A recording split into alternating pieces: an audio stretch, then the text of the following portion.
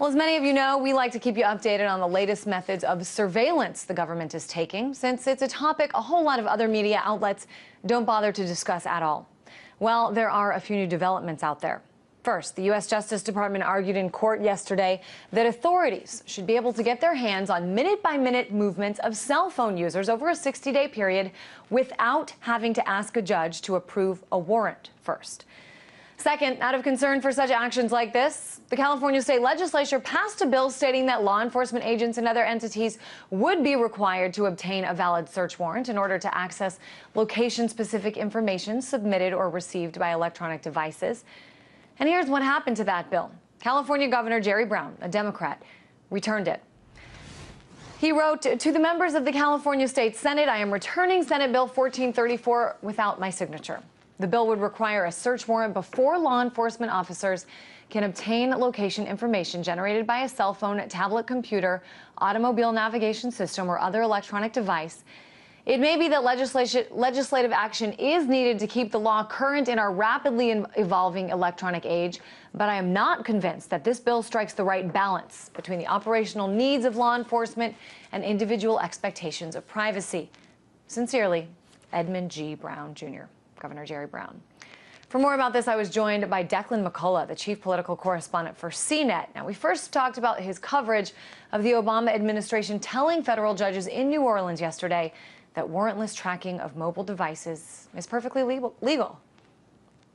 Well, I've been listening to the audio. I wasn't there for the oral arguments, unfortunately, but the audio is up online, and the judges seemed like they didn't really understand the technology that well, but they understand the procedure and the principles pretty well. So I suspect that they're going to take a pretty critical view of the government's arguments in this case. It's too early to know. We'll have a decision in a few months.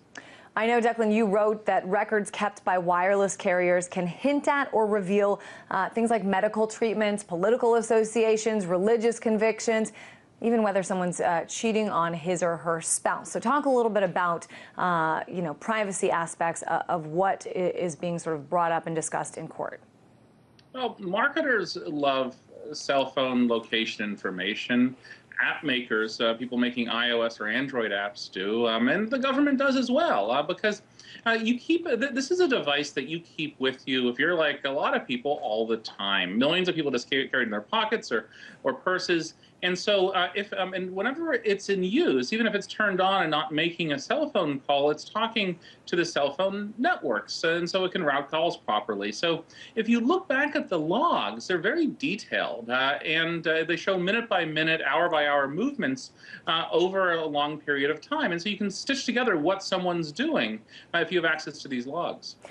And you mentioned, marketers loving, mobile devices. Sometimes, Declan, I'll be honest, I've got my iPhone, and sometimes I like to ask Siri, hey, Siri, I'm in the mood for Italian. Where can I go? Or is there sushi where I am? And, she figures out where I am and gives me back some responses. Always gives me good recommendations. But I think what a lot of people don't understand is that it's not just about, Googling, where the nearest department store or restaurant is. It's not about talking to Siri. That marketers, or not marketers so much, but that the government, it does have the ability to see where people are anytime.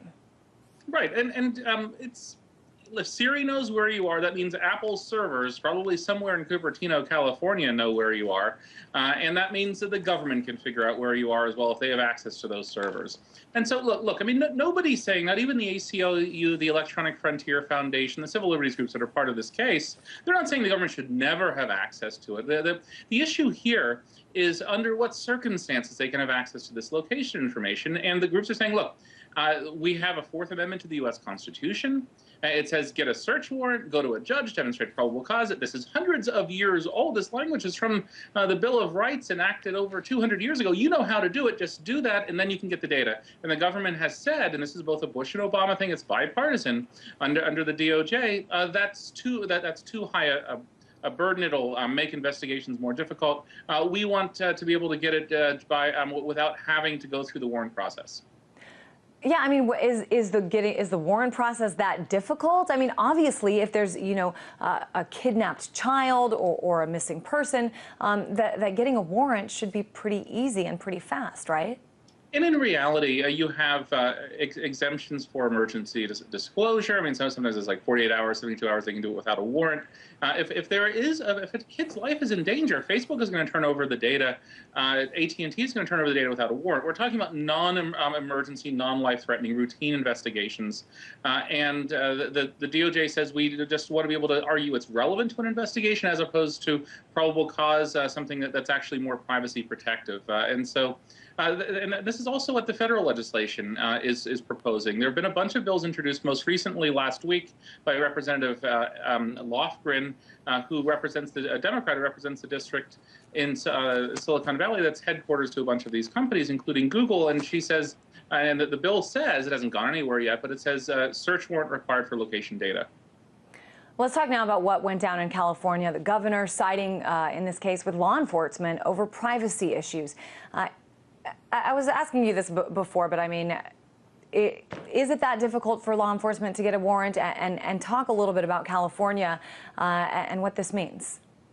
Well, at the risk of sounding slightly legally geeky, the standard is whether you can demonstrate probable cause before a judge versus which is a relatively high standard that's more privacy protective versus just relevant to an ongoing criminal investigation. Well, you know, a lot of stuff is relevant to an ongoing criminal investigation.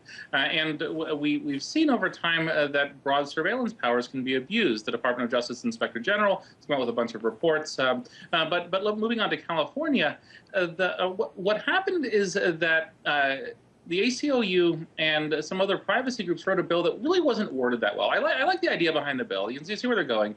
But actually, it wasn't just law enforcement that objected. It was also the cellular industry. I wrote an article for CNET in June, I think it was, saying here are the objections they're raising. It didn't understand the technology well enough. So I think it was a combination of industry and law enforcement opposition that persuaded Governor Brown to say, nah, better luck next time. So what are the objections by some of these mobile carriers? Why would they object to this language?